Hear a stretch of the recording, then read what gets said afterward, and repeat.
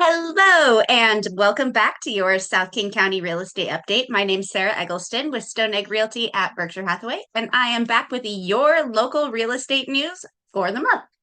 You go ahead and jump right on into these slides. So it is January 2026. Happy New Year. And this is your South King County Real Estate Update. My winter buyer and seller guides are available. So if you would like one of these, if you're thinking about making a move this year, please reach out so I can get one of these over to you. Tons of great information in here. And I also have a first time home buyer's guide. So if you would like one of these, just let me know how I can get it to you. And into the news. Seattle area home buyers can't make the deal work despite lower rates. New listings were up 5% in King County from last year. And this is December to December numbers. The takeaway here is that there are more sellers than there were a year ago, but buyers can't make the deal work financially. Mortgage rates have been dropping gradually throughout 2025 and ended the year at about 6.15% for a 30-year mortgage. Compared with a year ago, the single family home median sale price rose 2.9% in December in King County. So here is that home price. We're not very far off where we started the year, pretty flat overall with some ups and downs, but not that much higher than we were at the beginning of the year. And buyers who are out in the market are taking their time browsing. They have a little bit more breathing room. There's more to choose from, fewer buyers to compete with. So those who are still shopping have a lot more choice and don't have to feel as pressured to write an offer right now. Do it now, like it was a few years ago. Seattle real estate agents report mixed experiences in different slices of the market. This is something I have definitely seen be very true. This agent said her buyers who went after less desirable homes received seller concessions and price discounts, but she was also startled by the competition for some homes in certain neighborhoods. And another agent said several of her buyers entered into bidding wars in December, which is not usually what we see in December. It's usually our slowest time of the year. And I personally had more initial buyer and seller appointments in December than I have in any prior December. So that was a big surprise for me because usually December is pretty slow. People are distracted by the holidays and traveling and things like that. So they're not really buying and selling homes. A lot of people take their home off the market in the fall and then relist in the spring if it hasn't sold yet, just because they don't want to deal with it during the holidays. So the fact that I had so many meetings in December with potential clients was a big surprise for me. Although supply is up compared with a year ago, it's down from the fall, a seasonal drop as the holidays approach. So this is the number of home and condo sales, December 2024 to December 2025. 2025 is in the dark blue. So Seattle saw far fewer home sales in December than they did 1 year ago, but Eastside was the reverse. They had way more home sales this year than in 2024 in December. Here in the South End, we're pretty flat to where we were last year on the number of home sales. As far as condos, Southwest King, we did have slightly fewer than a year ago, and Southeast King, we had slightly more. Condo challenges. This is something that I have heard talked about over and over. Condos are not really having a great time in the market overall. Condos hit by high interest rates and fees are struggling to sell in much of the Seattle area market. Pending condo sales were up in King County compared to a year ago, up by 1%. But in Snohomish County, it's down 12%, and in Pierce County, down 25%. So very area specific as far as what is happening in the market. The median condo price did go up by 1% in King County, but fell in Snohomish and Pierce.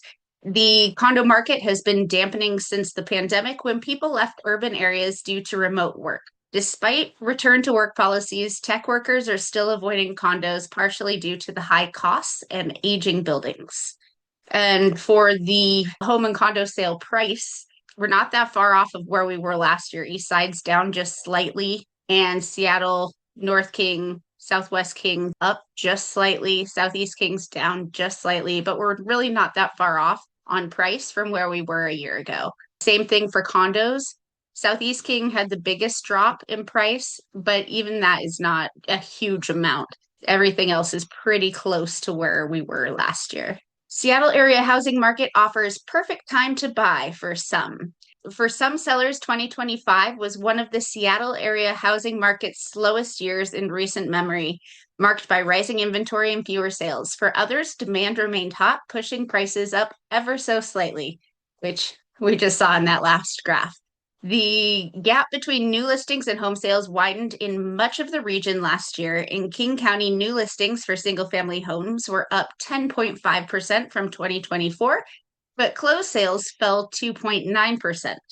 That left remaining buyers with more options, negotiating power, and more time to browse than they'd had in years. Single-family home sales price inched up throughout most of the Seattle area, despite the economic challenges. With a 20% down payment and a 6% interest loan, someone earning Seattle's median income of $118,700 would spend around half their income on monthly payments for a $975,000 house. Affordability is still a huge challenge in the region. It's still a big stretch for people to buy a single family home here. So that generally would push more people into the condo market, but condo sales rose in some areas last year, but not fast enough to eliminate a glut of properties lingering on the market. Although closed condo sales were up 4.5% in King County in 2025, new listings rose 12%. So lots to choose from in the condo arena. The cost of condo ownership has gone up in recent years due to rising insurance and property maintenance costs. Single-family homes and condos for new listings comparing 2024 to 2025. King County had almost 11% more new listings in 2025 than they did in 2024. Closed sales were down just 1.2% in King County. So there's a lot more new listings coming to the market than there was a year ago, but fewer closed sales. So inventory is growing. Despite a challenging environment for sellers in 2025, single-family home prices continued to inch up across most of the region. This is going back to 2019. So we had our pandemic price rise here, and then we've kind of flattened out, but we're gradually ticking up slowly, coming back into the normal housing market cycle. And that brings us to our hyperlocal breakdown. So for new listings, we did have fewer listings come on the market for December than we did in November, as we would expect to see. That is the way the market flows. But we had almost 30% more new listings come to the market in December of 2025 than 1 year ago. Auburn and Federal Way up quite a bit as well, 19 and 18%. Renton just about 7.5% more new listings in December. Homes for sale, Federal Way has actually fewer homes for sale now than 1 year ago, but the other areas are up 25%, 45, 30 compared to a year ago. But definitely December did tick down from November.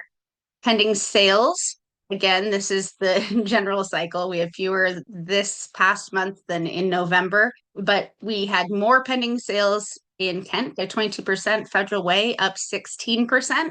Renton and Auburn did come down from 1 year ago. Median days on market, we're ticking up towards the right around between 30 and 40 in most areas here, which is way longer on the market than we've seen all year since last January. So this is, like I said, the seasonal cycle. Things will pick up in the spring and move a little bit quicker. For median sales price, in Kent and Renton, we did come down from 1 year ago. Auburn and Federal Way have come up. So again, if you are looking to purchase a home or looking at pricing a home to sell, it is important to look at your immediate area because it's all so area specific. And the last time we met for our mortgage rates, the daily rate was from the end of December because this was from our year-end episode. Yeah, average U.S. long-term mortgage rate ticks up to 6.22 was our weekly average for last month. average US long-term mortgage rates edge higher, but still near lowest point in more than 3 years. So we rose to 6.09 from 6.06 a week ago.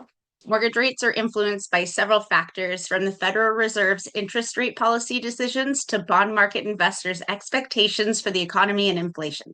They generally follow the trajectory of the 10-year Treasury yield, which lenders use as a guide for pricing home loans. The modest increase in rates this week follows a jump in the 10-year Treasury yield as the bond market reacted to geopolitical tensions over tariff threats by the Trump administration as it pressed for control of Greenland and turbulence in Japan's bond market. Uncertainty over the economy and job market are also keeping many would-be buyers on the sidelines. Economists generally expect mortgage rates to ease further this year, though most recent forecasts show the average on a 30-year mortgage remaining above 6%, about twice what it was 6 years ago. Nearly 69% of U.S. homes with an outstanding mortgage have a fixed rate of 5% or lower, and slightly more than half have a rate at or below 4%. That is why a lot of people are opting to stay in their homes so they can hold on to that interest rate rather than make a move. So 30-year fixed, our daily rate is 6.19. So we have come up a little bit over the course of the week. The weekly average is kind of like a Monday, Tuesday to Monday, Tuesday comparison. And these are reported daily. So we dropped down last week and we've come back up a little bit. And if we look back over the past year or so, you can see this trend where we have been gradually ticking down throughout the year, ending between 6 and 6.25. So I just want to talk about affordability. This is a topic that has been popping up a lot. It is an equation that combines mortgage rates, home prices, and wages. This is from Lawrence Yoon. As we go into next year, the mortgage rate will be a little bit better. It's not going to be a big decline, but it will be a modest decline that will improve affordability. This is just showing how popular this topic is right now. U.S. home buyers will start to get some relief in 2026 with affordability improving as income growth outpaces home price growth. And that's from Redfin. And then Danielle Hale over at Realtor.com. After a challenging period for buyers, sellers, and renters, 2026 should offer a welcome, if modest, step towards a healthier housing market. Incomes climbing faster than inflation as mortgage rates steady at a lower level creates space for affordability to improve. So here is the projected home price growth from a wide variety of different forecasters, the average of which is 1.6%, but they range all the way from home prices raising 4% over the course of the year nationally to MBA down here that thinks it'll drop by 0.3%. But really this 1.6, there's a lot of them in the 1 to 2.5% range. So that seems like a pretty logical conclusion. And wages will grow faster than home prices in 2026. So the green line is home price growth and the blue line here is wage growth. You see 2019, 2020, 2021, home price growth just shot up and left wages in the dust. And then 2022, 2023, wages did climb faster than home prices did. That is what they expect to see in 2026 is wage growth outpacing home price growth. So to wrap it up, we anticipate affordability will improve modestly on average in 2026. This results from our expectations of slightly lower interest rates, only modest increases in home prices, and a more balanced market than in recent years. And that's from Realtor.com. And just one more reminder, if you would like one of these winter buyer and seller guides or your first time home buyer guides, just let me know how I can get that over to you. And if you have any questions, please feel free to reach out. My phone number and email address are on the screen there. I would love to have a conversation with you about the market in your area or potentially an area you're looking at moving to. Or if there's anything you want clarified from the show or have questions, please feel free to reach out. I would love to chat. Thank you so much for joining me today. I will see you next month with your local update and touch on local stats, national stats, and mortgage rates. So thank you so much for joining me. I'll see you next time, and go Hawks this weekend.